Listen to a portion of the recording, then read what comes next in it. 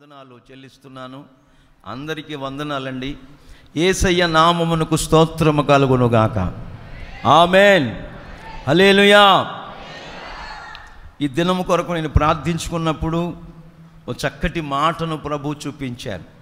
అపోస్తుడైన పౌలు గారు ఈరోజు మన సందేశం యొక్క నామకరణం ఏంటంటే అనుకూలము. ఏంటండి? అనుకూలము. కుటుంబంలో అన్నీ అనుకూలంగా ఉంటేనే ఆ కుటుంబం కొనసాగుతుంది. ప్రతికూలమైన పరిస్థితులు కుటుంబాల్లో ఏర్పడకూడదు. మన కుటుంబాల్లో భార్యాభర్తల మధ్యలో కానీ పిల్లల మధ్యలో కానీ అన్నీ అనుకూలంగా ఉంటేనే ఆ కుటుంబం చక్కగా కొనసాగుతుంది, సస్యశ్యామలంగా సాగిపోద్ది. ఆ కుటుంబాన్ని నా ప్రభువైన యేసుక్రీస్తు వారు ప్రతిదీ కూడా అనుకూలపరిచి స్వర్గసీమగా మారుస్తారు అనే సంగతి వాస్తవం. ఇది ఉపవాస పండుగల ముగింపు కనుక నేను ప్రార్థించుకున్నప్పుడు పరిశుద్ధాత్ముడు ఈ మాట చూపించారు. అపోస్తుడైన పౌలు గారు తిమోతికి రాసిన మొదటి పత్రికలో ఈ చక్కటి మాటలు రాయబడి ఉంటాయి. 2వ అధ్యాయం మొదటి నుంచి మనం చదివితే, మనము సంపూర్ణ భక్తియు మాన్యతయు కలిగి నెమ్మదిగాను సుఖముగాను బ్రతుకు నిమిత్తము. హల్లెలూయా. మనమందరము సర్వ ప్రపంచములో ఉన్న మానవాళి యేసుక్రీస్తు ప్రభువునందు ఏ భక్తి చేయాలని రాసింది బైబిల్లో? సంపూర్ణ భక్తి.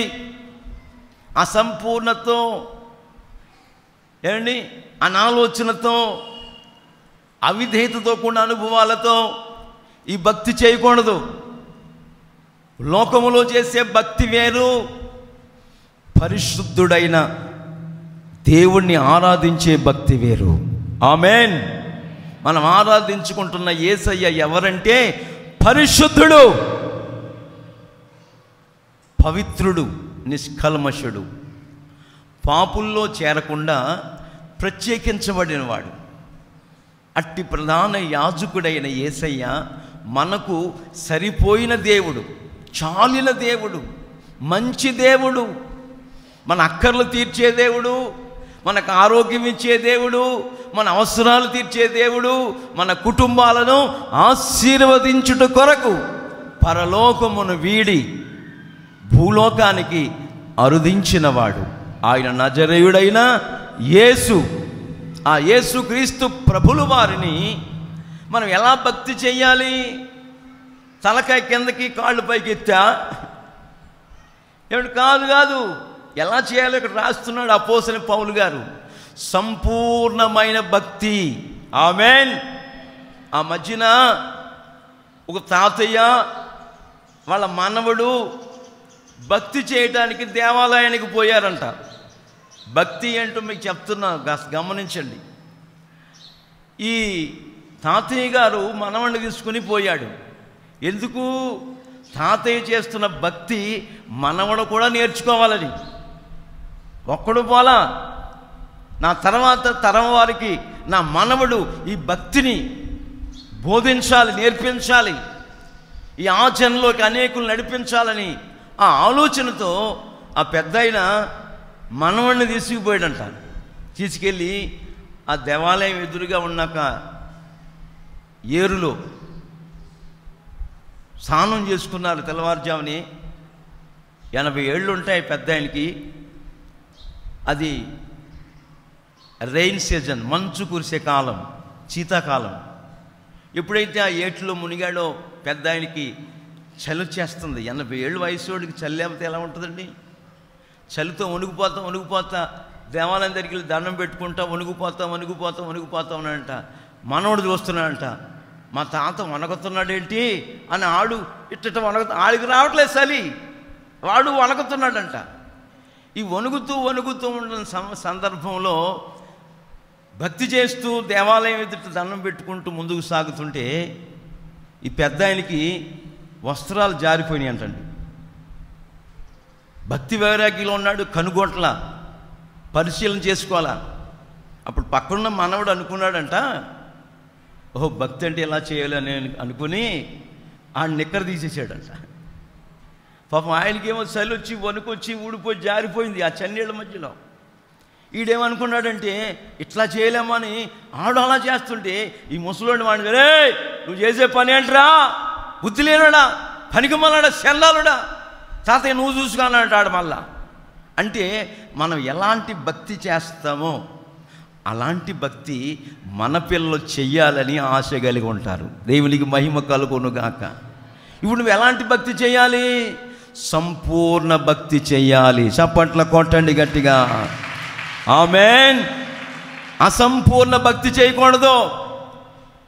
సంపూర్ణ భక్తియు మాన్యతయు కలిగి ఏమండి నెమ్మదిగాను సుఖముగాను బ్రతుకు నిమిత్తం. మనిషికి నెమ్మది, మనుషులమైన మనకు సుఖం, నెమ్మది, ఆ బ్రతుకు సుఖ సౌఖ్యముతో కూడిన బ్రతుకు, నెమ్మదితో కూడిన జీవితం సృష్టికర్త అయిన దేవాతి దేవుడు మనకివ్వాలని ఉద్దేశించిన వారమైతే మనం సంపూర్ణ భక్తి చెయ్యాలా.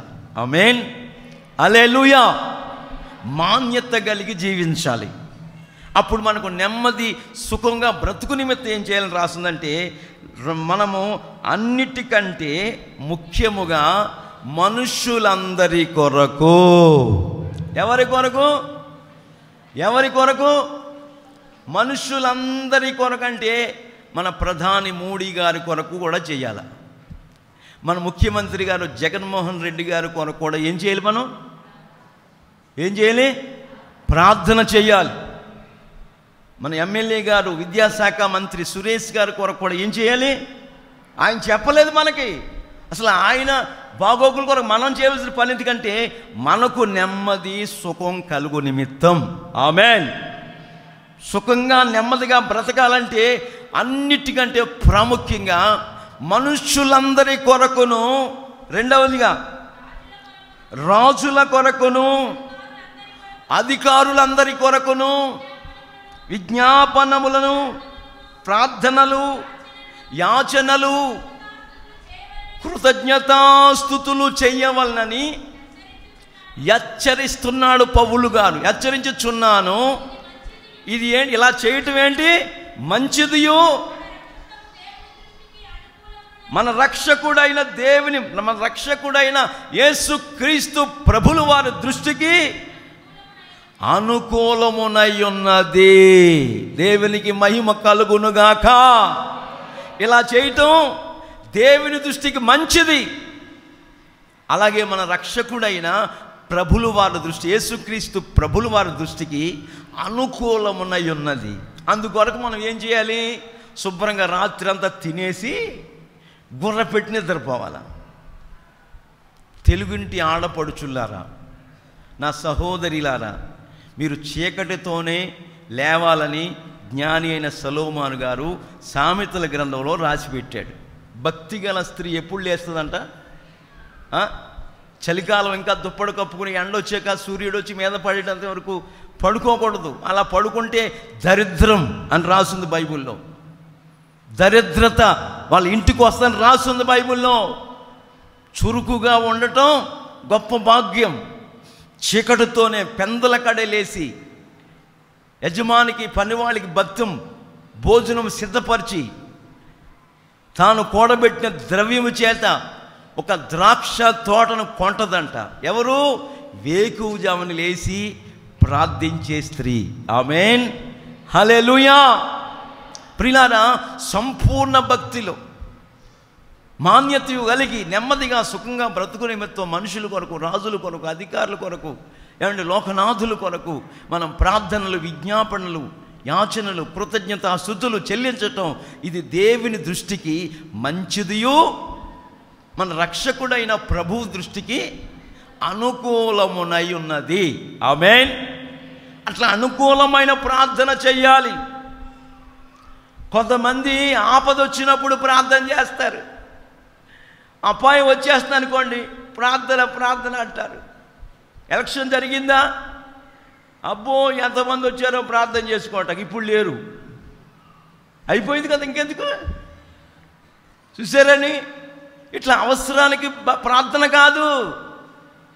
ప్రభు వచ్చే వరకు, నువ్వు సచ్చేటంత వరకు సంపూర్ణ భక్తి మాన్యత కలిగి మనుషులందరి కొరకు, రాజుల కొరకు, అధికారుల కొరకు ప్రార్థనలు, యాచనలు, విజ్ఞాపనలు, కృతజ్ఞతాస్తుతులు మనము చెల్లించినప్పుడు మనము నెమ్మదిగా సుఖంగా బ్రతకటానికి ప్రభు మనకు ఆశ్చర్యకరమైన సహాయం చేస్తారు.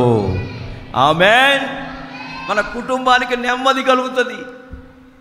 సుఖ సౌఖ్య సౌభాగ్యాలతో మనమందరము తొలతూగేటట్టుగా ప్రభు చేస్తారు. ఎప్పుడు చేస్తారు?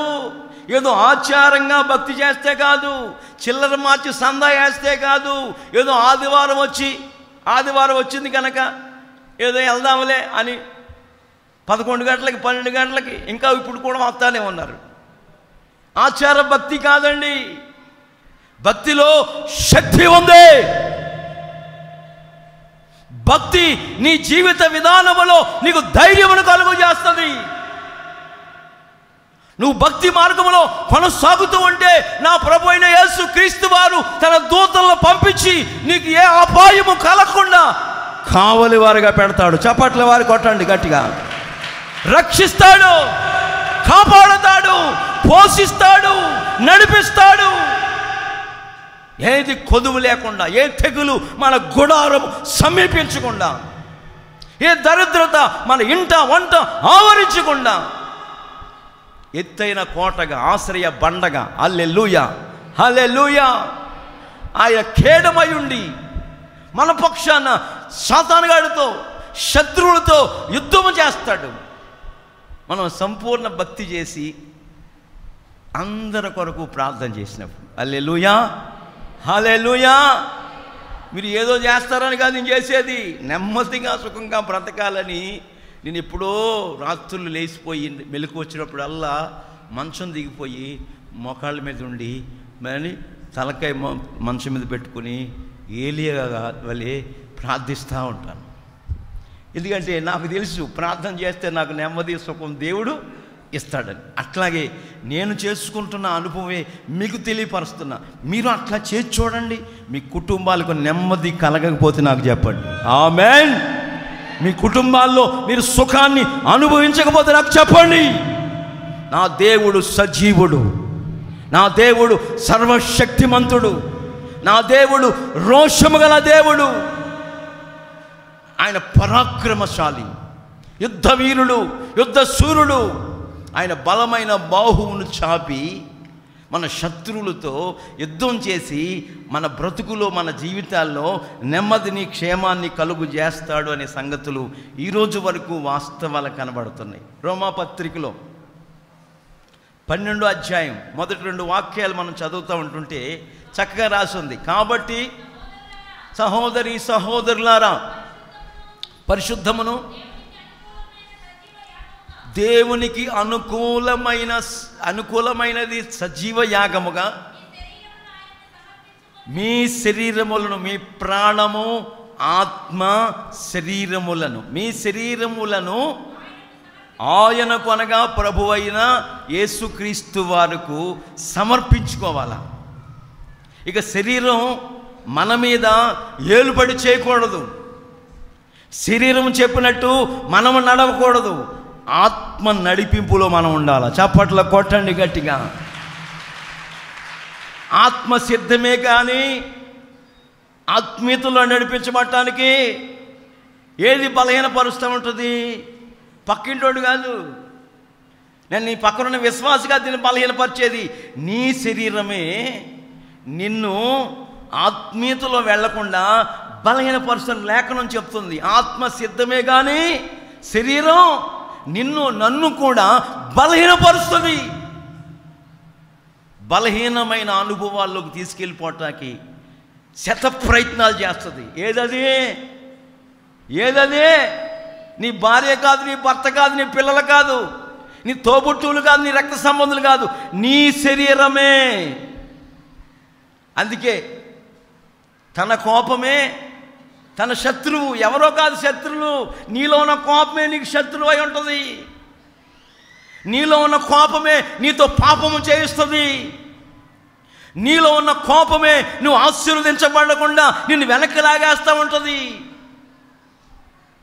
అందుకే కోపపడుడు కానీ పాపము చెయ్యవద్దు అంటున్నాడు కీర్తనాకారుడు. మన జీవితాల్లో అందుకే మన శరీరములను సజీవ యాగముగా దేవునికి అనుకూలమై ఉన్నది కనుక ప్రియారా, పరిశుద్ధతలో పవిత్రతలో మనం కొనసాగు నిమిత్తమై మన ప్రాణము ఆత్మ శరీరాలను సజీవ యాగముగా ప్రభుకి సమర్పించాలి. ఆమేన్. సమర్పించి చదవండి. దేవుని వాత్సల్యమును బట్టి మిమ్మును బ్రతిమాలు కొనుచున్నాను. ఇట్టి సేవ, ఇట్టి పరిచర్య, ఇలాగ మీరు నడవటం దేవునికి ఉత్తమై ఉన్నది, అనుకూలమై ఉన్నది. ఇదిగో ఈ లోక మర్యాదను అనుసరించకుండా ఉత్తమమును అనుకూలమును సంపూర్ణమునై ఉన్న దేవుని చిత్తమేదో పరీక్షించి తెలుసుకున్నట్లుగా మన మనసు మార్చబడి నూతన పరచబడి ద్వారా రూపాంతరపు అనుభవంలోకి రావాలి. ఆమేన్. మనం రూపాంతరపు అనుభవంలోకి వచ్చేయాలి. మనం మనంగా ఉండకూడదు. మనం ఆయన సొత్తుగా మార్చబడాలి. ఆయన ప్రజలముగా మార్చబడాలి. ఈ లోక మర్యాదను అనుసరించకూడదు. ఈ లోక మర్యాదను అనుసరించేవారు శోధనలో ఉరిలో పడిపోతారని రాసింది బైబిల్లో. శోధనలు మనుషులకు ఎట్లా వస్తాయంటే లోక మర్యాదను అనుసరించడం ద్వారా. అందుకే ఈ లోక మర్యాదను దేవుని ప్రజలమైన మనం, యేసు రక్తం చేత కడగబడిన మనం అనుసరించకూడదు. జిల్లా కలెక్టర్ గారండి, ఆయన భార్య గారు అంటది నాతో, ప్రార్థన చేయండి పాస్టర్ గారు మా కలెక్టర్ గారికి అంటది. హైదరాబాద్లో ఆయన ప్రజెంట్ జిల్లా కలెక్టర్గా పనిచేస్తున్నారు. ఏమండి అని పిలిస్తే బెడ్రూమ్లో వచ్చి హాల్లోకి వచ్చాడు. ఆయన ఎలా వచ్చాడు? చెప్పులతో వచ్చాడు, చెప్పులు వేసుకొని. నాకు ఆయన కలెక్టర్ అయితే యాక్టర్ అయితే నాకెందుకో, చెప్పులు తీయండి అని చెప్పా.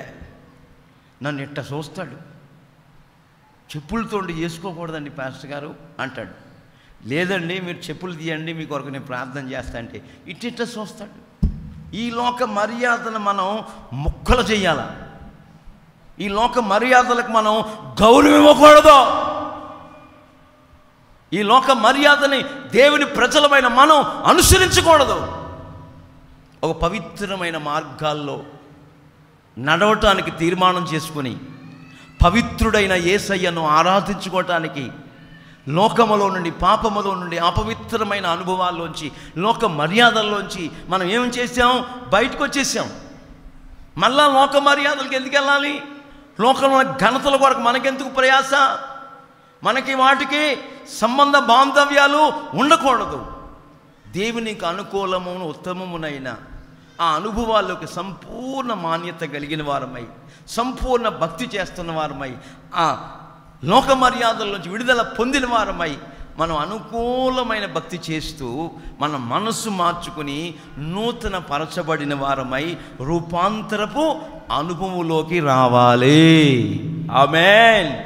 అలా వస్తే నూతన పరచబడిన మన జీవితాల్లో నా ప్రభు అయిన యేసు క్రీస్తు వారు నూతన కార్యములు చేయునుగాక. నవనూతనమైన మార్గాల్లో నిన్ను నన్ను నడిపించునుగాక. నీ వ్యాపారాన్ని నూతన పరుస్తాడు, నీ ఉద్యోగములో కార్యములు చేస్తాడు, నీ చేతి పని నూతన పరుస్తాడు, అత్యధికముగా ఆశీర్వదించాడు. ఇట్లా కాకుండా నువ్వు లోకములో మిళితమైపోయి మిశ్రిత జనంగా ఉంటే, ఇజ్రాయేలు ప్రజలు మిశ్రిత జనం ఏమైపోయారు? ఆకుల్లాగా రాలిపోయారు. ఎప్పుడు రాలిపోతామో మనకు తెలియదండి. ఏ దినమున ఏమి సంభవించునో మనకు తెలియదు. అట్లాంటి పరిస్థితుల్లో ఉన్నాం. మళ్ళీ వైరస్ సెకండ్ వేవ్ ప్రారంభమైంది. ఇప్పటికే కొన్ని జిల్లాల్లో విజృంభిస్తుంది. తెలంగాణలో విలయతాండం ఆడుతుంది.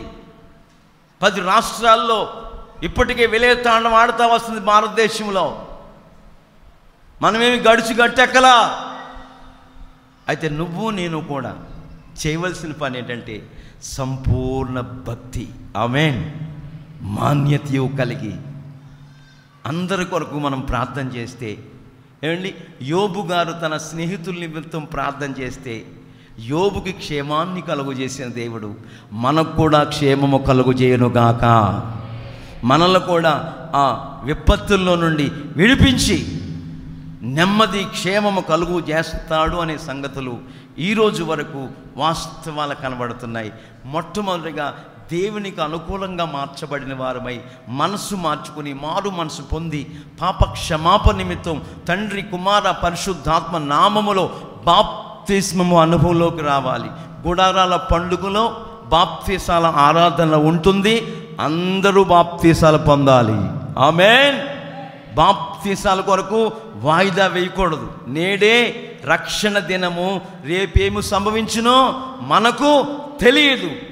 బాప్తిసాలు పొందేవారందరూ కూడా గుడారాల పండుగలో పరిశుద్ధులు, అభిషక్తులు, దైవ సేవకులు అనేకులు బాప్తిసాలు ఇస్తారు పెద్ద తొట్టెలో.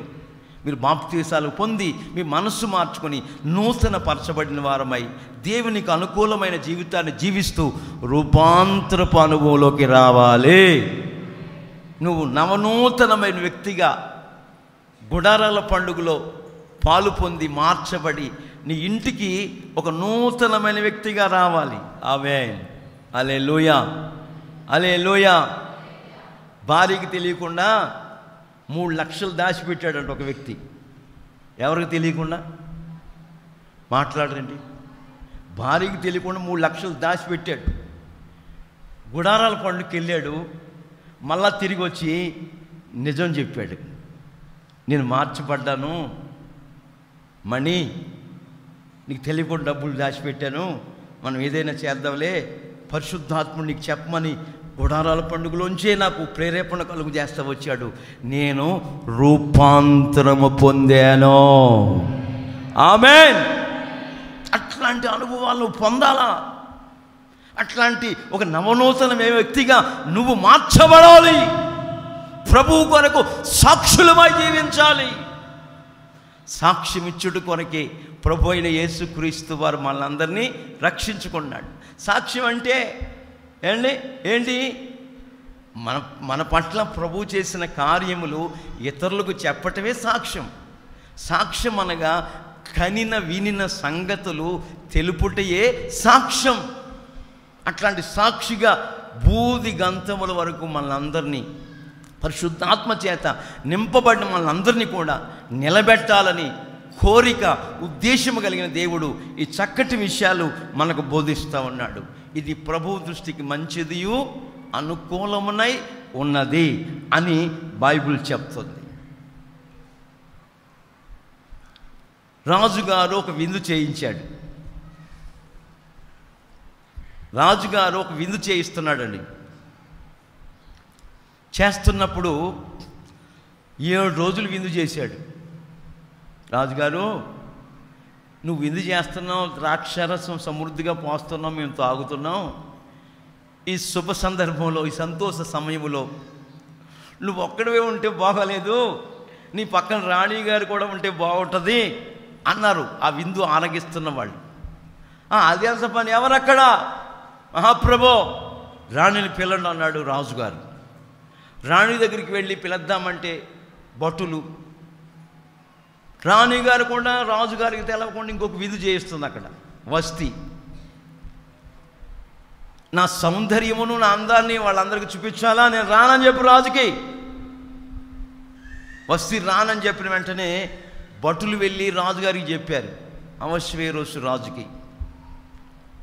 సరే బాగలేదేమో రాణికి, సర్లేలే అని ఆయన ఊరుకున్నాడు. కానీ ఈ విందు ఆరకిస్తున్న వాళ్ళు ఊరుకోవాలా. రాజుగారు, రాణిగారిని మీరు పిలిస్తే రాకపోవటమా? కుదరదు.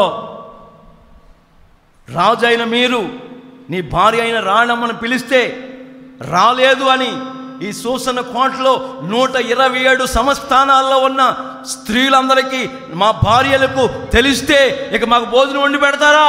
మా నెత్తి మీద ఎక్కువ కూర్చుంటారు. కుదరదు. రాజశాసనం ఒకటి జారీ చేయాలి.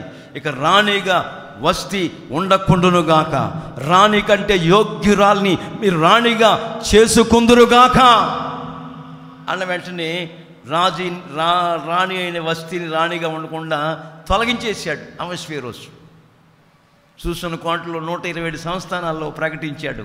కన్యకలందరూ పోగు చేయబడ్డారు. ఎందుకు? అహష్వేరోషు రాజుకి రాణిగా ఒక వ్యక్తిని, కన్యకను సిద్ధపరచటానికి. ఇక రాణిగా సిద్ధపరచడానికి రాజుగారికి భారీగా చేసుకుంటాడు మమ్మల్ని అంటే ఎంతమంది రారండి? సూసను కోటలో 127 సంస్థానాల్లో ఉన్న కన్యకలందరూ పోగు చేయబడ్డారు. రాజుగారు ఒక షరతు పెట్టాడు. నా దగ్గరికి వస్తున్న కన్యకలందరూ ఏం కోరుకుంటే అది ఇచ్చేసేయి అన్నాడు యెగేకి. రాజుగారు తలుచుకొని దెబ్బల కొదువు అన్నట్టుగా రాజుగారు ఏం చెప్తే చేయాలి కదా.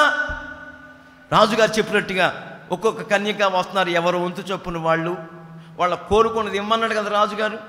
ఎవరు కోరుకుంటే వాళ్ళు ఇచ్చేయమంటే, నాకు ముక్కు కమ్ములు కావాలి, చెవులకి కమ్ములు కావాలా, అదేంటది ఏదది ఫాస్ట్ ట్రాక్ వాచి కావాలి, ఇంకా గొంతమ్మ కోరికలు.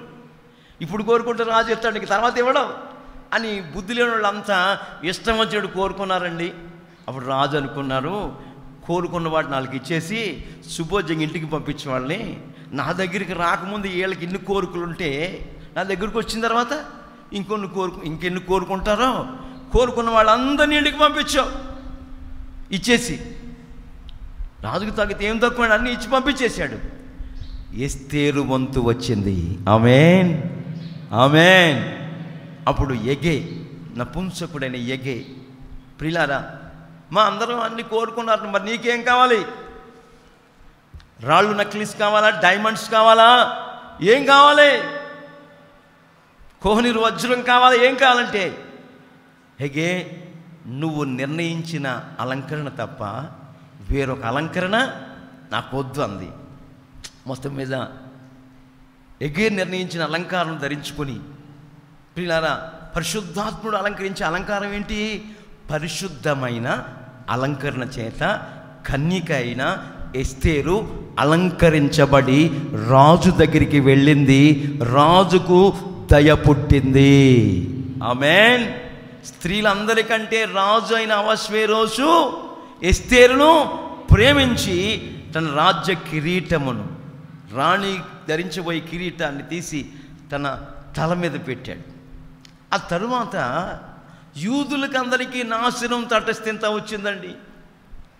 ఈ విషయం తెలుసుకున్న మొర్దెకై పట్టణపు నడిమధ్యలోకి వెళ్ళి గోనెమట్ట కట్టుకొని బూడిదలో కూర్చొని కన్నీళ్లు విడుస్తూ పట్టణపు నడిమధ్యలో ప్రార్థన చేస్తున్నాడు. అప్పుడు రాణి అని ఎస్తేరు రాజమందిరంలోంచి చూసి, నన్ను పెంచిన తండ్రి, ఒకవైపున సహోదరుడు ఎస్తేరుకు మొర్దెకై, రెండో అనుబిడ్డని పెంచిన తండ్రి లాంటివాడు. నా తండ్రి గోల్డ్ పట్ట కట్టుకుని బూడిదలో కూర్చుని ఏడుస్తున్నాడు, వస్త్రాలు లేవేమో, చెలికత్తులారా వస్త్రాలు దుస్తులు పట్టుకెళ్ళివ్వండి అని అంటే, అప్పుడు మొర్దెకై అంటాడు, నాకు బట్టలు లేక నేను బూడిదలో కూర్చోలేదు, యూదులందరికీ నాశనం తటస్థించబోతుంది. ఈ విషయంలో రాణి అయిన ఎస్తేరును రాజు దగ్గరికి వెళ్ళి ఈ విషయం తెలియపరచమని చెప్పండి, మాట్లాడమని చెప్పండి అని చెలికత్తెలను పంపేస్తే, రాణి అయిన ఎస్తేరు అంటది, రాజు పిలవకుండా నేను రాజు దగ్గరికి వెళ్ళకూడదు. ఈ సంగతి చెప్పమంటే, మళ్ళా చెప్పండి, రాజు దగ్గరికి వెళ్ళి ఈ విషయం బోధించమని చెప్పండి, యూదులకు మరణం తటస్థించబోతుందని, యూదులకు నాశనం కలగబోతుందని తెలియపరచండి. అందుకేనేమో ఇందు నిమిత్తమేనేమో రాణి అని ఎస్తేరుని సూసను కోటలో పెట్టాడు, వెళ్ళమని చెప్పండి అన్న వెంటనే రాణి అని ఎస్తేరు తన చెలికత్తులతో పంపుతుంది సమాచారం. ఏమని? నేను రాజు దగ్గరికి వెళతాను, నా నిమిత్తమై మొర్దెకైని నా తండ్రిని ప్రార్థన చేయమనండి, మీరు కూడా ప్రార్థన చేయండి, నేను కూడా ఎన్ని రోజులు 3 days 3 రోజులు ఉపవసించి ప్రార్థన చేస్తాను, రాజు దగ్గరికి వెళ్ళటానికి న్యాయ వ్యతిరేక్తంగా ఉన్నప్పటికీ నేను ప్రాణమును తెగించి ఈ విషయాన్ని రాజుకు తెలియపరచడానికి వెళతాను, ప్రార్థన చేసుకుని వెళ్తానని 3 రోజులు ఉపవసించి ప్రార్థన చేసి వెళ్ళిందండి. రాజు పిలవకుండానే వెళ్ళింది. ఎప్పుడైతే ప్రార్థన చేసుకుని రాణి అయిన ఎస్తేరు రాజు దగ్గరికి వెళ్ళి నిలబడిందో, అసలు రాజు ఏం చేయాలి? పిలవకుండా వచ్చింది కనుక ఉగ్రుడై కోపావేశుడై, నేను పిలవకుండా వచ్చేవేంటి ఎస్తేరు, పో అవతలకి అని అనాలా. అయితే ఈమె ప్రార్థన చేసుకుని వెళ్ళింది కనుక బైబిల్ రాయబడిన మాట ఏంటంటే, రాణి అయిన ఎస్తేరు మీద రాజు అయిన అహష్వేరోషుకు దయ పుట్టెను. ఆమేన్. వెంటనే ఏం చేశాడు? రాజదండమును చాపాడు. వెంటనే ఆ రాజదండం యొక్క కొనను ఎస్తేరు ముట్టింది. అప్పుడు రాణివైన ఎస్తేరు, నీ కోరిక ఏమిటి? నీకు అనుగ్రహించబడుతుంది, దేశంలో సగమైన నీకు ఇమ్మంటావా? ఇచ్చేస్తాను అని చెప్తుంటే, అప్పుడు రాణి అని ఎస్తేరు అంటుంది, నా కోరిక ఏమి లేదయ్యా, నీవు ఆమాను గారు నేను సిద్ధపరిచిన విందుకు రావాలా. చూడండి ఎంత కోరిక, అంతేనా? అప్పుడు ఆమాను అక్కడే ఉన్నాడు పక్కనే, ఎంతో మనోల్లాసము కలిగిన వాడు. అమ్మో, ఎస్తేరు రాణి నన్ను రాజుగారిని మాత్రమే పిలిచిందని ఉబ్బిపోతున్నాడు పూరిలాగా. వీడికి ముప్పు ఉందని వీడికి తెలియదు, వీడికి ముందున్న ముసళ్ళ పండుగ అని వీడికి తెలియదండి. మనోల్లాసము కలిగిన వాడై ఇంటికి వెళ్ళిపోయాడు. భార్యకి చెప్పాడు, నాకు ఎంత సంతోషం కలుగుతున్నా, ఎంత ఉల్లాసం కలుగుతున్నా, రాణి నన్ను భోజనాలు పిలిచిన ఆ మొద్దుకాయ బతుకున్నంతకాలం నాకు సంతోషం సమాధానం లేదమ్మా, నెమ్మది లేదమ్మా అని భార్య చెప్తుంటే, ఇంటికాడ ఏం చేశాడు? 50 మూరల ఎత్తుగా ఒక ఊరు కొయ్య ఒకటి నిలబెట్టాడు. ఆ ఊరు కంబం మీద ఎవరిని ఉరి తీద్దామని? మొద్దుకాయను ఉరి తీయాలని. తర్వాత ఆ ఉరికంబాన్ని నిలబెట్టి మళ్ళీ ఎక్కడికి వచ్చాడు? రాణి రమ్మంది కదా, హామాను రాజుగారు విందుకు వచ్చారు. వస్తే ఇప్పుడు ఆ మాటలు మనం చదువుతుంటే చక్కగా రాయబడి ఉంటాయి. 5వ అధ్యాయం 6-7 వాక్యాల చదువుదాం. ఎస్తేరు గ్రంథం 5వ అధ్యాయం 6-7 వాక్యాలు. కూర్చుండి ఎస్తేరుని చూసి, నీ కోరిక ఏమిటి? అది నీకు అనుగ్రహించబడును. నీ మనవి ఏమిటి? అది రాజ్యములో సగం మట్టుకైనను నీకు అనుగ్రహించబడుతుంది, చేస్తానని చెప్పగా ఎస్తేరు ఇలాగూ ప్రత్యుత్తరం ఇచ్చాను, రాజువైన తమరు దృష్టికి నా ఎడల దయ కలిగి నా మనవి చప్పునను నా కోరిక చప్పునను జరిగించుట, రాజువైన తమకు అనుకూలమైన ఎడల, రాజువైన నాకును ఆమాను మీ నిమిత్తము నేను చేయబో విందుకు రావలెను, చేయుదును, రేపు చేస్తానయ్యా మీరు రండి అంటే వెళ్ళారు. తమకు అనుకూలమైన ఎడల, హల్లెలూయా, తమకు ఇష్టమైన ఎడల రాజైన నీవు, మంత్రి అయిన హామాను నేను సిద్ధపరిచిన విందుకు రావాలి. వచ్చిన వెంటనే ప్రియులారా, రాజుకి ఏమైంది? రాణి అని ఎస్తేరు ఇంటికి విందుకు వెళ్ళటానికి అనుకూలమైంది కనుక మంత్రి అయిన హామాన్ని తాను కూడా వెళ్ళారు. ద్రాక్షరసం తీసుకున్నారు. ఏంటి నీ మనవంటే, ఇదిగో నా సంతతి అంతటికి నాశనం, మరణము తటస్థించబోతుంది రాజుగారు, ఈ విషయంలో నా విన్నపాన్ని మీరు విన్నవించుకోవాలి, నా మనవి మీరు ఆలకించాలంటే ఎవరు నీ సంతతి మీద హాని తలపెడుతున్నవాడంటే ఇదిగో ఈ దుష్టుడైన హామానే అని చెప్పిన వెంటనే వీడా అని కోపావేశుడై ఉగ్రుడై రాజమందిరంలో ఉన్న రాజుగారు ద్రాక్షరసం పుచ్చుకోకుండా బయటికి వెళ్ళిపోయాడు కోపావేశుడై. అమ్మో, రాజుగారికి ఆ విషయం చెప్పేసింది. ఇప్పుడు రాజుగారు నాకు ఏదో చేయడానికి బయటికి వెళ్ళి ఆలోచన చేస్తున్నాడు. ఈ విషయంలో ఈ సమయంలో ఇక రాణి ఎస్తేరే నాకు దిక్కు, వేరొక దిక్కు లేదు అని హామాను ఏం చేశాడు? ఎస్తేరు రాణి కాళ్ళు పట్టుకున్నాడు. మా నువ్వే నా మరణం తప్పించాలి. రాజుగారు ఏదో ఆలోచన చేస్తున్నాడు, బయటికి వెళ్ళి అయ్యయ్యో ఏదో ఆలోచన చేస్తున్నాడు, నువ్వే తప్పించాలని ఇప్పుడు కాళ్ళు పట్టుకొని రాణి మంచం మీద ఎక్కి బతిమాలుతా ఉంటుంటే మళ్ళా బయటికి వెళ్ళిన రాజు లోపలికి వచ్చాడు. ఎక్కడున్నాడు హామాను? రాణి అని ఎస్తేరు మంచం మీద ఎక్కి బతిమాలుతున్నాడు. రే, నా కళ్ళ ముందే రాణి అయిన ఎస్తేరు మంచం ఎక్కుతారు నువ్వు? రే, ఎవరక్కడ? రాజుగారు, ముద్దుకైన ఉరి తీయటానికి ఉరికమ్మ ఒకటి పెట్టాడు ఇంటికాడ. అవునా? వాడిని కాదు తీయటం, ఈయన తీయండి ముందని చెప్పి ముసుగయ్యండి అని హామానుకు ఆ స్థలంలో ముసుగేసేసి తీసుకెళ్ళి తాను నిలబెట్టిన ఉరి కొయ్య మీద హామాను మంత్రిని రాజు ఉరి తీశాడు. ఆ ఇంటి తాళాలు తీసుకుని, ఎవరి తాళాలు? క్వార్టర్స్, హామాను మంత్రి యొక్క క్వార్టర్స్ని తాళాలు బేగాలు తీసేసుకుని ఎవరికి ఇచ్చాడు?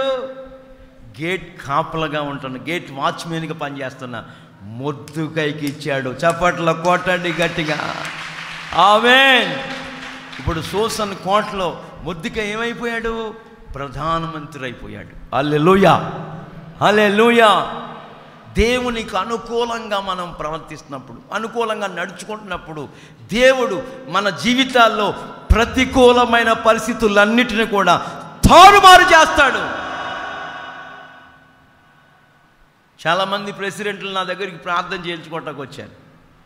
గత వారంలో ఎలక్షన్ టైంలో నేను వాళ్ళు ప్రార్థన చేసి చెప్పాను, జయం మీదే, ఆమేన్, హల్లెలూయా.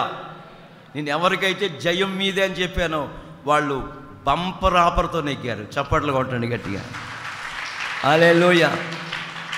వాళ్ళ కంటి నిండా కన్నీళ్ళే, ఏడుస్తూ ఉన్నారు.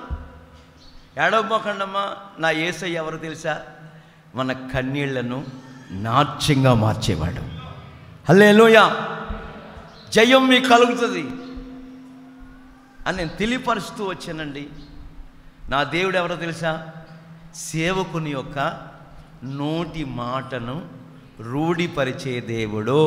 ఆమేన్, హల్లెలూయా. ఇప్పటి వరకు నా సేవ అనుభవంలో 15 మందికి ప్రార్థన చేస్తూ వచ్చాను. ఎప్పుడైతే కానివ్వండి 27 సంవత్సరాల్లో ఈ 15 మంది కూడా అత్యధికమైన మెజార్టీతో మరి గెలుపు పొందడం నా కళ్ళతో నేను చూస్తూ వచ్చాను.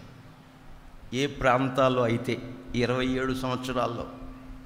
నా ప్రియమైన సంఘమా, దేవుని బిడ్డలారా, మన దేవుడు మనకు ఆయనకు అనుకూలమై ఉండి ప్రార్థన చేస్తున్నప్పుడు ఆయన గ్రహింపలేని గొప్ప కార్యాలు మన జీవితాల్లో చేసి చూపిస్తాడు. చేయుటకు సామర్థ్యము కలిగిన వాడు. ఆయన పేరు నజరేయుడైన యేసు. ఆమేన్. ఎస్తేర్ అంటది, రాజువైన తమరు మీకు అనుకూలమైతే నా మనవి మీరు ఆలకించాలి అంటది. ఆయనకు అనుకూలమైంది కనుక మనం ఆలకించి శత్రువుని ఏం చేశాడు? రాజు ఏమైనా హతమార్చి శత్రువు ఇంటిని తనకిచ్చేసి మొర్దెకైకి అప్పగించి మొర్దెకై జీవితాన్ని ఆయన హెచ్చించాడు. ఆమేన్, హల్లెలూయా. అందుకే ఏది విత్తుతామో అది కోసుకుంటాం. అర్థమైందండి? ఎవడు తవ్వుకున్న గోతులో వాడే పడతాడు. మనం ఏం చేయాలంటే మౌనంగా ఉండి ఎస్తేరు అమ్మ వాళ్ళు ఏం చేయాలి? ప్రార్థన చేయాలి. అంతేగాని శత్రువులతో పోరాడకూడదు. మనం పోరాటం మనుషులతో కాదు, మనం పోరాడవలసింది అంధకార సంబంధమగు దురాత్మల సమూహాలతో పోరాడాలి. యుద్ధము యెహోవాదే. యుద్ధం ఆయన చేస్తాడు, జయం మనకిస్తాడు. హల్లెలూయా. యుద్ధము యెహోవాదే, యుద్ధ సూర్యుడు యెహోవాయే, బల శౌర్యములు ప్రభావ మహిమలు దేవాది దేవునివే, రాజాది రాజువే, దేవాది దేవునివే, రాజాది రాజువే. యేసు సైన్యమా, సిలువ సైన్యమా, యేసు సైన్యమా, సిలువ సైన్యమా, సజీవుడేసుతో సాగుమా, సారథి క్రీస్తుతో సాగుమా, సారథి క్రీస్తుతో సాగుమా. యుద్ధము యెహోవాదే, యుద్ధ సూర్యుడు యెహోవాయే. బల శౌర్యములు ప్రభావ మహిమలు దేవాది దేవునివే రాజాది రాజువే. దేవాది దేవునివే రాజాది రాజువే. యేసు సైన్యమా సిలువ సైన్యమా, యేసు సైన్యమా సిలువ సైన్యమా, సజీవుడేసుతో సాగుమా, సారథి క్రీస్తుతో సాగుమా, సారథి క్రీస్తుతో సాగుమా. ఆమేన్. Praise the lord. హల్లెలూయా. యుద్ధం ఆయన చేస్తాడు, జయం మనకిస్తాడు. కనుక మనం ఏమాత్రం కూడా మనం బ్రతుకు కాలం అంతా దేవునికి అనుకూలంగా మనం జీవించాలి. ఆమేన్.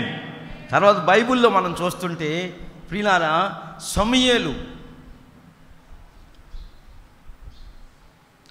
తల్లి అయిన హన్నా ప్రార్థన ద్వారా పుట్టినవాడు. సమూయేలు తల్లి ప్రార్థించగా పుట్టిన వ్యక్తి. ఈ పుట్టిన అప్పుడే వాళ్ళ అమ్మ సమూయేలుని దేవునికి ప్రతిష్ఠించింది, దేవుని సన్నిధిలో మొక్కుకుంది. ఈ మొక్కుకున్న హన్న పాలు విడిచేటంత వరకు యెరూషలేముకి వెళ్లకుండా, షిలోహుకి వెళ్లకుండా తన దగ్గరే తన బిడ్డను పెంచుకుంటూ పాలు ఎప్పుడైతే విడిచిపెట్టాడో, గోరుముద్దలు తింటున్నాడో, బాలుడైన సమూయేలుని ఏమండి హన్న ఏం చేసింది? ఏ మందిరములో అయితే ప్రార్థన చేసుకు వెళ్ళిందో, ఆమేన్, ఏ మందిరములో అయితే ప్రార్థన చేసుకు వెళతా వచ్చిందో ఆ మందిరములో బాలుడకు తన బిడ్డను విడిచిపెట్టేకి వచ్చి, అయ్యా మీరు ప్రార్థన చేశారు కదా, ఇదిగో నాకు ఒక బిడ్డను దేవుడు ఇచ్చాడు, ఆ బిడ్డ ఈడేనయ్యా అంటే వెంటనే ప్రియులారా ఆ సమూయేలు దైవ సేవకునికి ప్రియులారా మ్రొక్కి సాష్టాంగ నమస్కారం చేసినట్లుగా బైబిల్లో మనం చదువుతాం. తర్వాత సమూయేలు విడిచిపెట్టి వెళ్ళిపోయింది. హన్న రామాకు వెళ్ళిపోయింది వాళ్ళ ఇంటికి. మళ్ళా ఒక్క బిడ్డని దేవుడికి ఇచ్చినందుకు హన్నాకు మళ్ళీ ఎంతమంది పిల్లలు ఇచ్చాడు? 5 మంది పిల్లల్ని దేవుడిచ్చాడు. ఆమేన్. ఇచ్చింది ఎంతమందిని? దేవుడికి ఒక్క బిడ్డనే. 5 మంది పిల్లల్ని ఇచ్చాడు దేవుడు హన్నాకి. తర్వాత సమూయేలు దేవుని మందిరములో పెంచబడుతూ ఉన్నాడు, ఎదుగుచూ ఉన్నాడు. బాలుడగు సమూయేలు ఏలి ఎదుట యెహోవాకు పరిచర్య చేస్తున్నాడని 3వ అధ్యాయం సమూయేలు మొదటి గ్రంథంలో ఉంటుంది. ఆ తరువాత ఒక రోజున సమూయేల్ని దేవుడు పిలుస్తున్నాడు. ఆమేన్. శామ్యూయేల్ అంటే సమూయేలుకు దేవుడు పిలుస్తున్నాడని తెలియదు కదా. అప్పుడు వెంటనే సమూయేలు పాస్టర్ గారు పిలిచాడేమో రమ్మని అని బెడ్రూమ్లో ఉన్న గదిలో ఉన్న పాస్టర్ గారి దగ్గరికి వెళ్ళాడు. ఏలి పాస్టర్ గారు పిలిచారా, పరిచయం చేయనా, ఏం చేయమంట? రే నేను అర్ధరాత్రి వచ్చి నిద్రపోతున్నారా, నా నిద్ర చెడగొడతా, నేను వెళ్ళే అవతలకి అన్నాడు. ఈ కుర్రోండి వాళ్ళు సమూయేలు మళ్ళీ వెళ్ళి పడుకున్నాడు. మళ్ళా పడుకుంటే మళ్ళీ ఏమని పిలిపోదు, సమూయేలు అని పిలుస్తున్నాడు, దేవుడు పిలుస్తున్నాడు. మళ్ళా గురువు దగ్గరికి వెళ్తే ఆయన అరుచుకుని, రే ఈసారి గనక నేను సమూయేలు అని ఎవరైనా పిలిస్తే నీ దాసుడు ఆలకించుచున్నాడు, సెలవివ్వండి అని చెప్పు అంటే అట్టగానయ్యా అని ఈ బాలుడు సమూయేలు దేవుని మందిరంలోకి వెళ్ళి పండుకుంటే మళ్ళీ 2 సార్లు పిలిచాడు దేవుడు, సమూయేలు సమూయేలు అని పిలుస్తా వచ్చాడు. పిలిస్తే నీ దాసుడు ఆలకిస్తున్నాడని సమూయేలు ఎప్పుడైతే చెప్పాడో చెప్పవలసిన మాటలు అన్నీ చెప్పాడు. ఎందుకంటే ఏలి దైవ సేవకుని యొక్క పిల్లలు ఎట్లాంటి పరిస్థితుల్లో ఉన్నారు, తర్వాత ఏలి పిల్లలు ఏమైపోతారు, తర్వాత ఏలి తర్వాత ఆ కాపరత్వం, ఆ న్యాయాధిపతి ఉద్యోగం ఎవరికి ఇవ్వబోతున్నాడు, ఈ విషయాలన్నీ సద్విషయాలు, మంచి విషయాలు, ఈ అధికారం ఎవరికి ఇవ్వబోతున్నాడో సమూయేలుకు తెలియపరుస్తూ వచ్చాడు. తెల్లవారిపోయింది. ఏలి దైవజనుడు ఎదురొచ్చాడు. సమూయేలు రాత్రి దేవుడు నీతో మాట్లాడుతూ వచ్చాడు. సమూయేల్, రాత్రి దేవుడు ఏమి చెప్పాడో ఏది కూడా దాచిపెట్టకుండా నువ్వు అన్నీ నాకు తెలియపరచాలి. ఒకవేళ దాస్తే ఆయన దయచేసే కీడు నీవు అనుభవిస్తావు. ఏ దాచిపెట్టుకో చెప్పు అంటే దైవ సేవకుడు ఏలీ గారికి సమూయేలుతో దేవుడు చెప్పిన మాటలన్నీ చెప్పాడండి. అక్కడ ఒక మంచి మాట అంటాడు ఏలీ దైవజనుడు. ఏమన్నాడండి? సమూయేలు మొదటి గ్రంథం 3వ అధ్యాయం 18వ వాక్యం. ఏలీ సమూయేలు దేవుడు చెప్పిన మాటలు చెప్తూ ఉండగా ఏలీ దైవ సేవకుడు విని, సెలవిచ్చినవాడు యెహోవా, తనకు అనుకూలమైన దానిని ఆయన చెయ్యునుగాక. చప్పట్లు కొట్టండి గట్టిగా. ఆమేన్. ఒక దైవ సేవకుడు దేవుడు సెలవిచ్చిన మాటలు విన్న వెంటనే ఏం చెప్తున్నాడు? తనకు అనుకూలమైన దానిని ఆయన చెయ్యునుగాక, నెరవేర్చునుగాక. అంతేగాని నీకు అలా చెప్పాడా దేవుడు అన్నాడా పాస్టర్ గారు? అలా చెప్తాడా? మరి ఎవరికి చెప్తాడు? మనకే చెప్తాడు ఆయన. చెప్పినప్పుడు మనం చక్కగా ఆలకించి దేవుని మాటలకు మనం విధేయులమై మనం అనవలసిన మాట ఏంటంటే, ఏలీ దైవ సేవకుడు అంటున్నట్లుగా తాను చేయనుద్దేశించిన కార్యములు, తనకు అనుకూలమైన వాటిని ఆయన నా పట్ల చెయ్యునుగాక అని నువ్వు నేను కూడా తలంచుకొనవలెనో. ఆమేన్. అంతకు మించి రెండవ ఆలోచనకి నువ్వు కానీ నేను కానీ పోకూడదు. తనకు అనుకూలమైనదే మన పట్ల, మన కుటుంబాల పట్ల, మన దేశం పట్ల, మన రాష్ట్రం పట్ల, మన తాలూకా పట్ల ప్రభు చేస్తాడు. చేయుటకు సమర్థుడు ఆయన నజరేయుడైన యేసుక్రీస్తు. హల్లెలూయా, హల్లెలూయా. అంటే అట్లాంటి కార్యాలు మన పట్ల ప్రభు చేస్తాడని ఈ లేఖనం చెప్తుంది. ఆయన తనకు అనుకూలమైనది మనకు చేసి చూపిస్తాడు అని ఏలీ దైవజనుడు యేసయ్యను గురించి, దేవుని గురించి తెలియపరుస్తూ ఉన్నాడు. 4వదిగా మనం చూస్తూ ఉంటుంటే ప్రియులారా, దావీదు పరిపాలన అయిపోయింది. దావీదు పరిపాలన అయిపోయింది. ఇప్పుడు ఎవరి పరిపాలన వచ్చింది? సొలొమోను పరిపాలన వచ్చింది. అండ్ ఇప్పుడు మన ఎలక్షన్లో అంతవరకు చేసిన వారి పరిపాలన అయిపోయింది. ఇప్పుడు జయమ్మ గారి పరిపాలన వచ్చింది. దావీదు పరిపాలన అయిపోయి ఏమండి సొలొమోను పరిపాలన వచ్చినట్లుగా ఇంతకుముందు చేసిన వారి పరిపాలన అయిపోయి ఇప్పుడు జయమ్మ గారి పరిపాలన, అరుణాబాయి గారి పరిపాలన మన ఊర్లో వచ్చింది.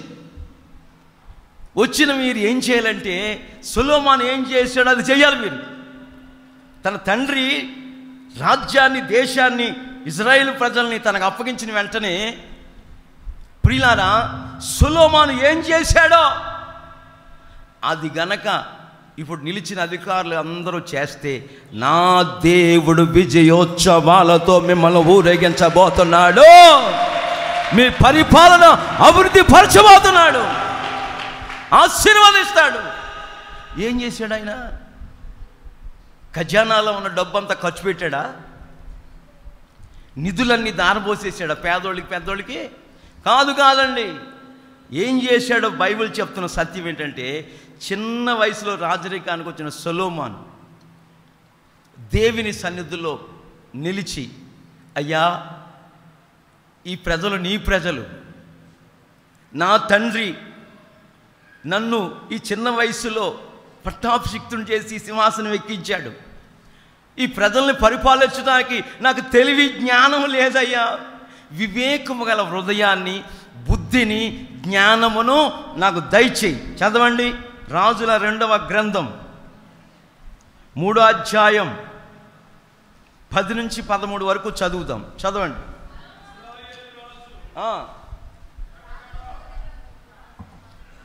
రాజుల మొదటి గ్రంథం.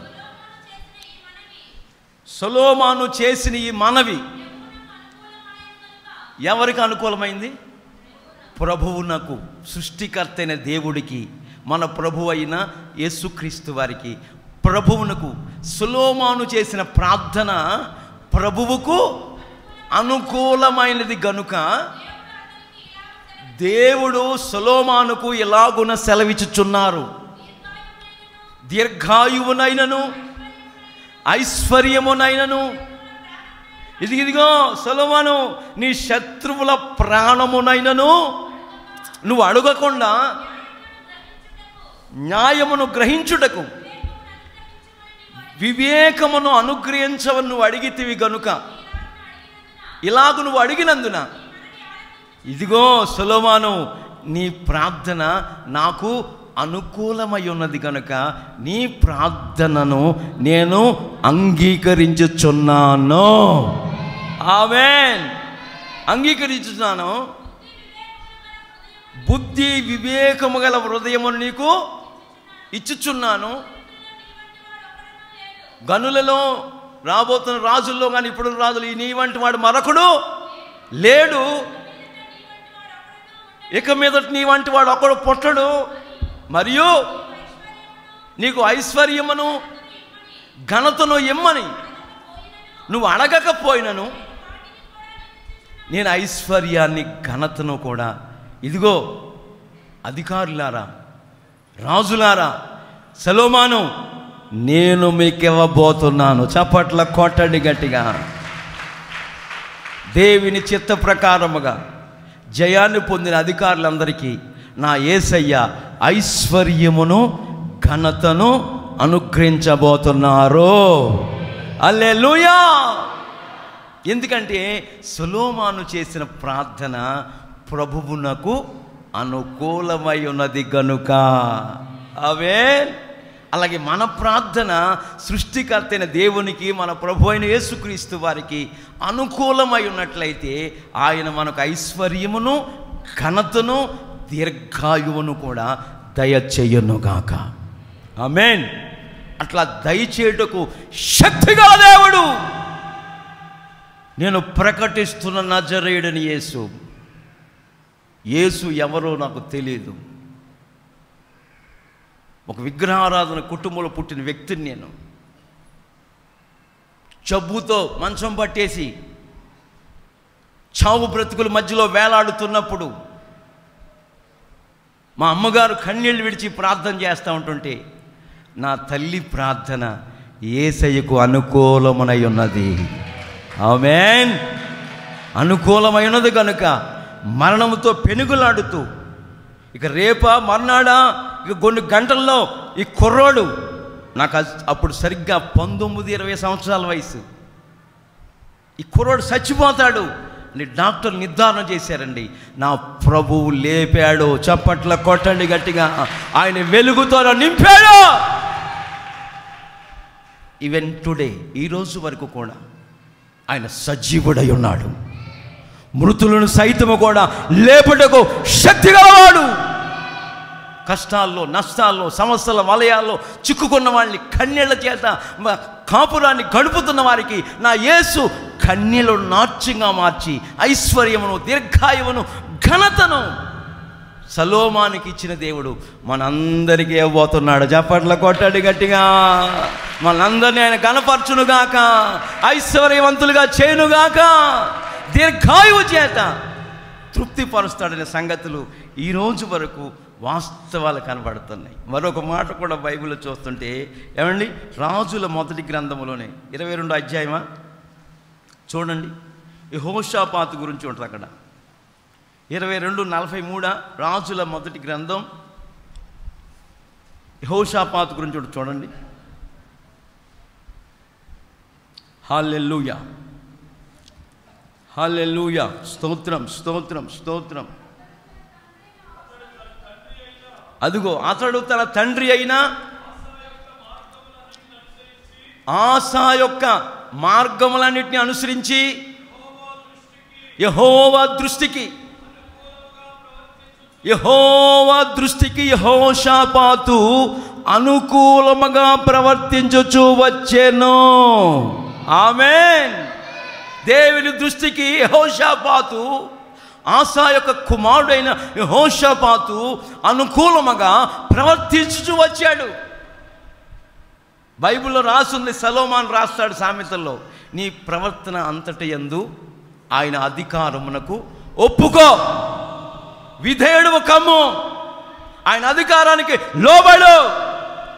అక్కడ ఏమి రాసిందో ఆన్సర్ చెప్పనా?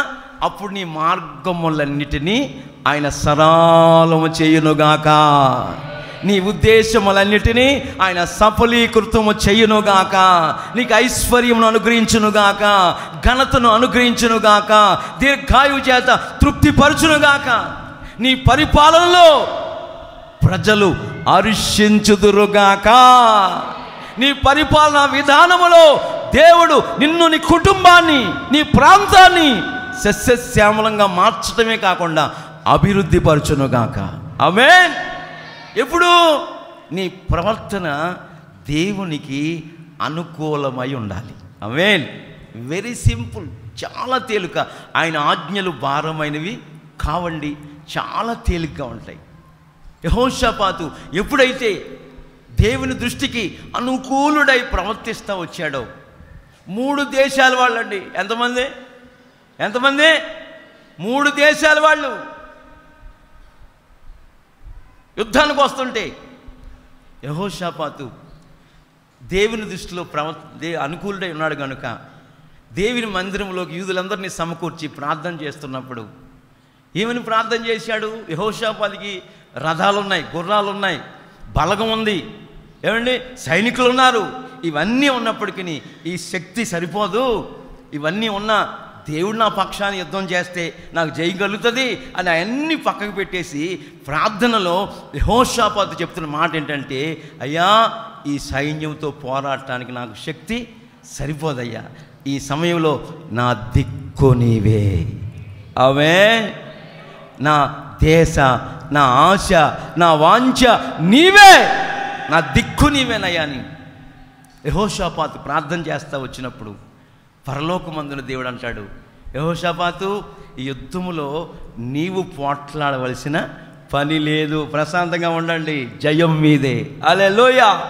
యెహోషాపాతు దేవుడు చెప్తున్నాడు, యెహోషాపాతు 3 దేశాలు కాదు 10 దేశాలలో వచ్చిన నువ్వు కంగారు పడకో, నువ్వు ధైర్యంగా ఉండు, యుద్ధము నేను చేస్తాను, జయం నీకు ఇస్తాను. చప్పట్లు కొట్టండి గట్టిగా. హల్లెలూయా. యుద్ధం నేను చేస్తాను, నువ్వు పోరాడవలసిన పని లేదు, నేను చేస్తాను యుద్ధం. పాటలు పాడేవాళ్ళని పరిశుద్ధ అలంకరించుకొని ముందుకు వెళ్ళమని చెప్పు అని యుద్ధానికి పాటలు పాడేవాళ్ళు అది విచిత్రంగా ఉంటారు. ఆయన చేసే యుద్ధానికి కత్తులు అక్కల్లా, తుపాకులు అక్కల్లా, ఆయుధాలు అక్కల్లా. ఆయన చేసే యుద్ధానికి మనం చేయవలసిన పని ఏంటంటే ఎస్తేరు వలె ఉపవసించి ప్రార్థన చేయాలి. ఆమేన్. యెహోషాపాతు వలె మా దిక్కు నీవేనని ప్రార్థన చేయాలి. అలా ప్రార్థన చేస్తున్నప్పుడు పరలోకమందున్న యేసయ్య ఒక గొప్ప జయమును యెహోషాపాతుకి ఇచ్చినట్లుగా మనకు అనుగ్రహించబోతున్నారు. హల్లెలూయా. అట్లాంటి కార్యములు నీ జీవితంలో, నా జీవితంలో ప్రభు చేయాలని చూస్తున్నాడు. ఇవన్నీ ప్రభు చేయాలంటే మనమంతా దేవునికి ఎలా ఉండాలి? అనుకూలులమై ఉండాలి. ఆమేన్. యెహోషాపాతు యెహోవాకు అనుకూలముగా ప్రవర్తించుచూ వచ్చేను. హల్లెలూయా.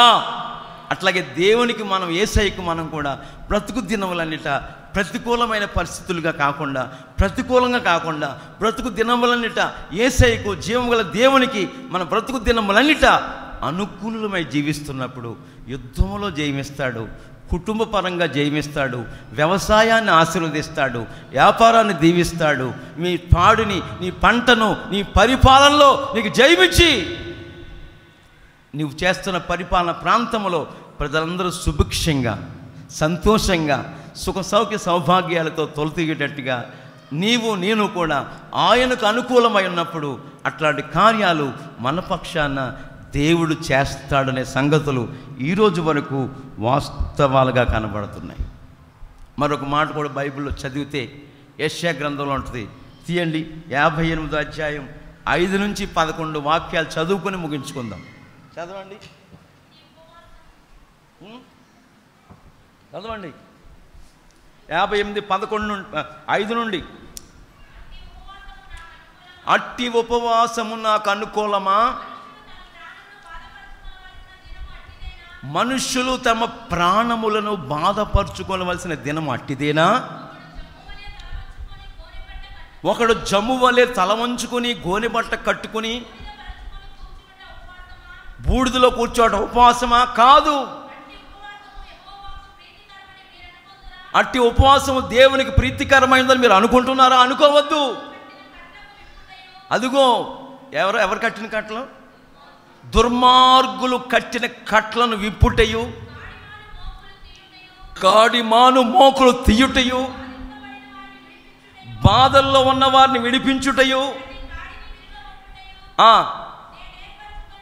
నేను ఏర్పరచుకున్న ఉపవాసము అది నాకు అనుకూలమైన ఉపవాసము.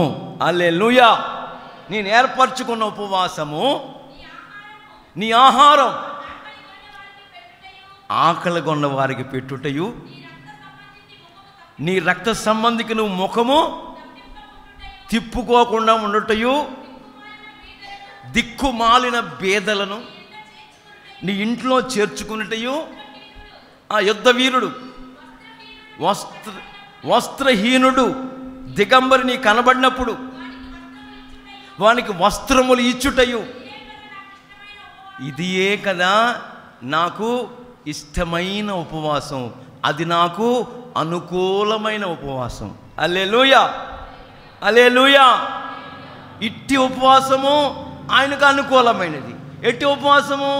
పేదోళ్ళని కనికరించటం, దిక్కులేనోళ్ళని ఆదరించటం, ఆకలి కొనువానికి ఏం చేయాలి? అన్నం పెట్టటం. ఏమండి, నా దగ్గర ఎవరున్నా సరే నేను తినకుండా నేను చేసే పని ఏంటంటే భోజనం చేసావా అని అడుగుతా. ఎవరున్నా సరే వీళ్ళు తెలియదన్నారనుకో, వెంటనే ఎక్కడికొకటి తీసుకుపోయి నేను వారు కలిసి భోజనం చేస్తాం. ఆకలి కొన్న వాళ్ళని చూస్తూ మనం తినకూడదు. మనం తిండి మానేసినా పర్లేదు, మన భోజనం ఆకలి కొనేవానికి పెట్టాలి. ఆమేన్.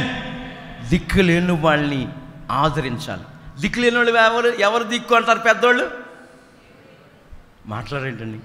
దిక్కులేని వాళ్ళకి దేవుడే దిక్కు. ఇప్పుడు దిక్కులేని వాళ్ళు నువ్వు ఆదరించావనుకో, నువ్వు ఇప్పుడు ఎవరు వాళ్ళకి? దేవుడు అంతటి వాడు. చప్పట్ల కొట్టండి గట్టిగా. హల్లెలూయా. దేవుడు అంతటి దానివి, దేవుడు అంతటి వాడు అయిపోతావు నీవు. దేవుడు పరలోకమందు చూసి యేసయ్య నిన్ను చూసి హర్షిస్తాడు, ఆనందిస్తాడు. అదే ఆయన ఏర్పరచుకున్న ఇష్టమైన అనుకూలమైన ఉపవాసం. అప్పుడు ఏకువ చుక్క నీకు అలాగ అనుకూలమైన ఉపవాసం నువ్వు చేసిన ఎడల నీ వెలుగు వేకు చుక్కవై నీ జీవితం ఉదయిస్తుంది. ఉదయించిన సూర్యుని వలె నువ్వు ఉదయిస్తూ ఉంటావు. తర్వాత ఆరోగ్యం, స్వస్థత నీకు శీఘ్రముగా లభించుతుంది. నీ నీతి నీ ముందర నడుస్తుంది. యెహోవా మహిమ నీ సైన్యపు వెనుక భాగమున. అప్పుడు నీవు నిలవగా, అప్పుడు నువ్వు పిలవగా యెహోవా యేసయ్యా నీకు ఉత్తరం ఇచ్చును. నువ్వు మొరపెట్టగా ఆయన నేను ఉన్నానంటాడు. ఇతరుల్ని బాధించుటయు, వేలు పెట్టి చూపి తిరస్కరించుటయు మాని ఆశించిన దాన్ని ఆకలి కొనేవానికి పెట్టేసి ఇచ్చేసి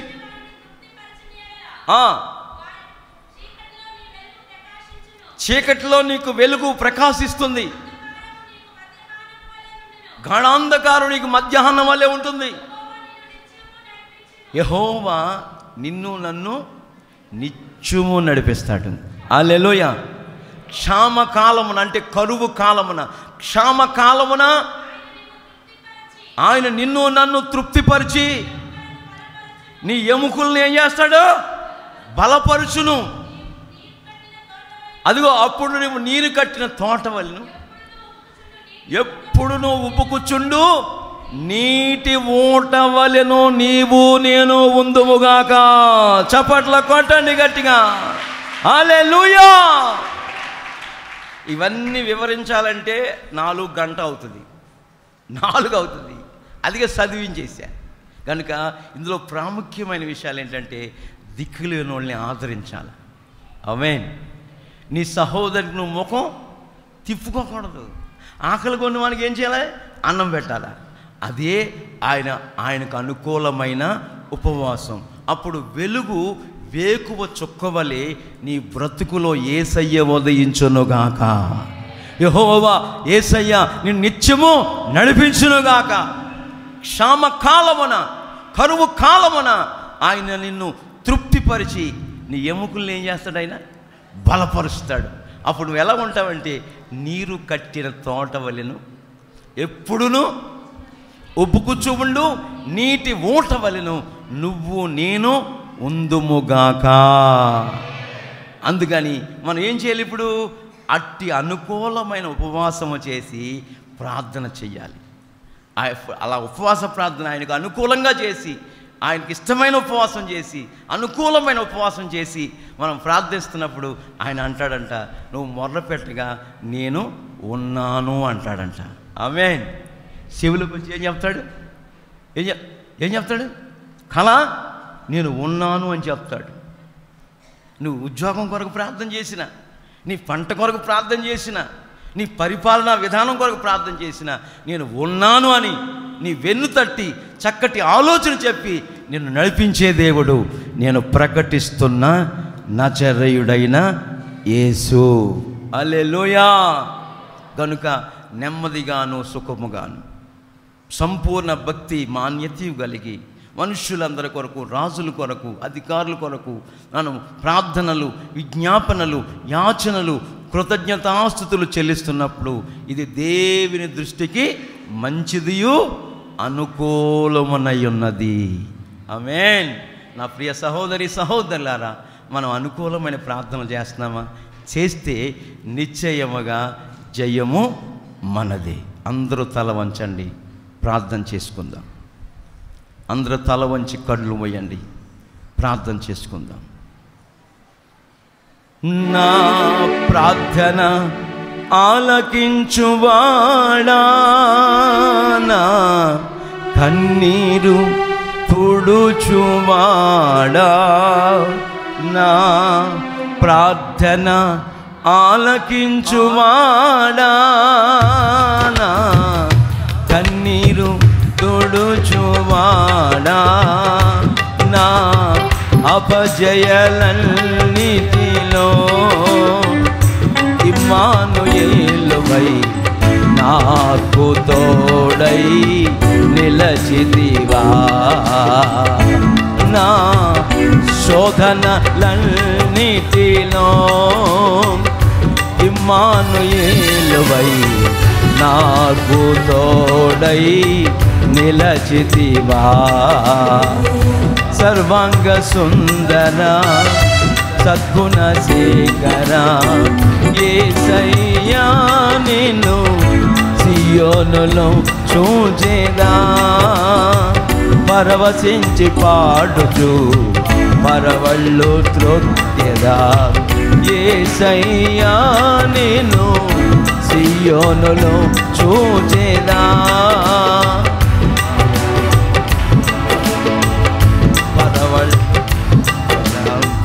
పరవశించి పాడుచు పరవళ్ళు త్రొక్కెదా. నా అక్కరలు తీర్చినావా, నీ రెక్కల నీడకు చేర్చినావా, నా అక్కరలు తీర్చినావా, నీ రెక్కల నీడకు చేర్చినావా. నా అపజయాలన్నిటిలో యెహోవా నిస్సివై నాకు జయధ్వజమైతివా. నా అపజయాలన్నిటిలో యెహోవా నిస్సివై నాకు జయధ్వజమైతివా. సర్వాంగ సుందర సద్గుణ శేఖర యేసయ్యా నీను సియోనులో చూచేదా. యేసయ్యా నీను సియోనులో చూచేదా. పరవశించి పాడుచు పరవళ్ళు త్రోకెదా. యేసయ్యా నీను సియోనులో చూచేదా. పరవశించి పాడుచు పరవళ్ళు తోకెదా. నజరేయుడా నా యేసయ్యా. పాడదాం. ఎన్ని యుగాలకైనా ఆరాధ్య దైవము నీవేనని గలమెత్తి నీ కీర్తినే చాటెదా. గ్లోరీ. నజరేయుడా ఆమేన్. నా యేసయ్యా నీకే చెప్పాలి. వందనం చెప్పాలి దేవునికి. అందరూ చెప్పాలి. నీకే వందనం, నీకే వందనం, నీకే వందనం.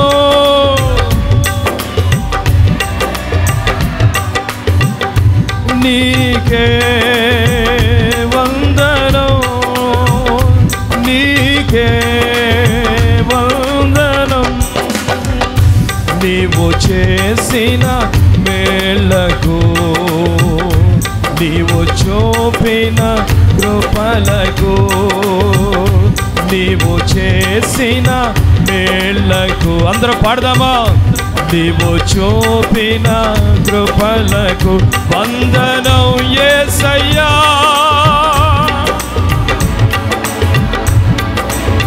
Thank you lord. వందనం యేసయ్యా, వందనం యేసయ్యా, వందనం యేసయ్యా, వందనం యేసయ్యా, వందనం యేసయ్యా, వందనం యేసయ్యా.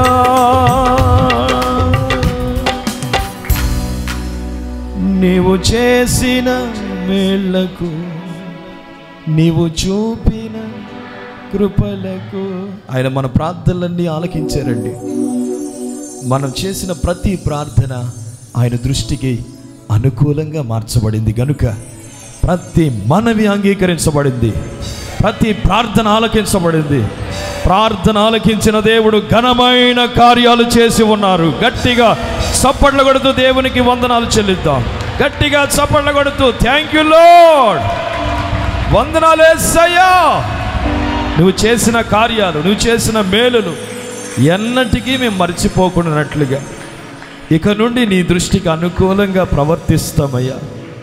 నీ దృష్టికి అనుకూలంగా నడుచుకుంటాం. నా తండ్రి, నీ దృష్టికి అనుకూలమైన కార్యాలు, ప్రార్థనలు, మనవులు మేము చేయగలుగునట్లుగా ప్రతి ఒక్కరికి కృప దయచేయమని వేడుకుందామండి. 2 చేతులు పైకెత్తి ఒక తీర్మానంతో ప్రార్థన చేసుకుందాం. ఈ లోకంలో ఎక్కడ చూసినా అనుకూలమైన పరిస్థితులు లేవండి. దయచేసి అందరూ చేతులు పైకెత్తి. దేశంలో ఎక్కడ చూసినా అనుకూలత లేదు. ఎక్కడ చూసినా ప్రతికూలమైన పరిస్థితులే కలుగుతున్నాయి. ఎక్కడ నెమ్మది లేదండి. ఎక్కడ సంతోషం లేదండి. ఎక్కడ సమాధానం లేదు. ప్రభు, ఈ దినమున ఈ ఫిబ్రవరి మాసములో చివరి పునరుత్థానపు ఆరాధనలో నీతోనే సూటిగా ప్రభు మాట్లాడుతూ వచ్చారు. ఇలాంటి ప్రతికూలమైన పరిస్థితుల దినాల్లో, ప్రతికూలమైన పరిస్థితులు కలుగుచున్నటువంటి భయంకరమైన దినాల్లో దేవుని దృష్టికి నీవు అనుకూలంగా జీవించాలి. ఆయన నిన్ను మెచ్చాలి. యేసయ్య నిన్ను మెచ్చాలి. యేసయ్య నిన్ను పొగడాలి. యేసయ్య నిన్ను బట్టి ఆనందించాలి. చేతులెత్తి తీర్మానంతో ఎవరికి వారి ప్రార్థన చేసుకుందామండి. అందరూ ప్రార్థన చేసుకుందాం. చిన్న ప్రార్థన. ప్రేమాస్వరూపి పరిశుద్ధుడైన మా తండ్రి జీవాధిపతి, నీకు స్తోత్రం చెల్లిస్తున్నాం నాయన. ఈ 2021వ సంవత్సరంలో ఈ 2 మాసాలు మీ చిత్త ప్రకారంగా నడిపిస్తూ వచ్చారయ్యా. ఈ పునరుద్ధానపు ఆరాధనలో ఇంతవరకు నాయన మీ సేవకుల నోట మీ మాటలుంచి సంపూర్ణ భక్తియో మాన్యతయో కలిగి ఈ లోకంలో నెమ్మదిగాను సుఖముగాను బ్రతుకు నిమిత్తమై మనుషులందరి కొరకు, రాజుల కొరకు, అధికారుల కొరకు ప్రార్థనలు, విజ్ఞాపనలు, మనవులు, యాచనలు, కృతజ్ఞతాస్తుతులు చెల్లించాలని ప్రభు అందరి కొరకు ప్రార్థన చేయాలని, అది నీ దృష్టికి అనుకూలమై ఉన్నదని మీరు సెలవిచ్చినట్లుగా ప్రభువా, నీ సన్నిధిలో చేరి వచ్చిన ప్రజలందరికీ అట్టి ఆత్మను మీరు దయచేయమని ప్రార్థిస్తున్నాను. ప్రార్థన ఆత్మతో నింపి ప్రార్థన జీవితం కలిగి మనుషులందరి కొరకు ప్రార్థన చేసే నా తండ్రి నిస్వార్థమైన ప్రార్థనలు చేయనట్లుగా కృప చూపించమని ప్రార్థిస్తున్నాను. నా తండ్రి మీకు స్తోత్రం చెల్లిస్తున్నా. అయ్యా, నీ దృష్టికి పరిశుద్ధంగాను అనుకూలంగాను మేము జీవించటానికి మా ప్రాణాత్మ శరీరములు సజీవ యాగంగా సమర్పించుకున్నట్లుగా, నీ చిత్తమేదో సంపూర్ణంగా గ్రహించున్నట్లుగా మా మనస్సులు మారి నూతన పరచబడటం వలన రూపాంతరపు అనుభవాన్ని దయచేయమని ప్రార్థిస్తూ ఉన్నాను. ఎస్తేరు రాజు దృష్టికి అనుకూలమైనటువంటి మనవిని చేసినప్పుడు ఎస్తేరు యొక్క కోరికను మీరు నెరవేర్చినట్లుగా యేసయ్యా నిశ్చయముగా మా మీద దయ కలిగి ఒక్కొక్కరి కోరికలను మీరు సిద్ధింపచేస్తున్నందుకై స్తోత్రం. మనవిని ఆలకిస్తున్నందుకై స్తోత్రం. అంగీకరిస్తున్నందుకై స్తోత్రం. ఎవరిని విడిచిపెట్టొద్దు నాయన. ఆనాడు సొలొమోను చేసిన మనవి నీ దృష్టికి అనుకూలంగా మార్చబడినట్లుగా, నీ దృష్టికి అనుకూలమైన మనవులు, ప్రార్థనలు చేసి నీ ద్వారా దీవెన, ఆశీర్వాదం, ఐశ్వర్యం, ఘనత, వివేకం కలిగిన హృదయము, జ్ఞానమును పొందునట్లుగా సహాయము చేయమని ప్రార్థిస్తున్నాను. యెహోషాపాతు వలె నా తండ్రి ఇక నుండి నీ దృష్టికి అనుకూలముగా ప్రవర్తించుదుముగాక. మా జీవితాల్లో ఉన్న ప్రతి విధమైన ప్రతికూలతలు తొలగిపోవునుగాక. నీ దృష్టికి మేము అనుకూలముగా ఉందుముగాక. మమ్మల్ని చూసి మీరు మెచ్చుదురుగాక. మమ్మల్ని చూసి మీరు ఆనందించుదురుగాక. ఎక్కడికి వెళ్ళిన యెహోషాపాతుకి మీరు జయమిచ్చినట్లుగా నా తండ్రి ఇది మొదలుకొని నీ ప్రజలకు జయమును అనుగ్రహిస్తున్నందుకై స్తోత్రం. విజయోత్సవాలతో ఊరేగిస్తున్నందుకై స్తోత్రం.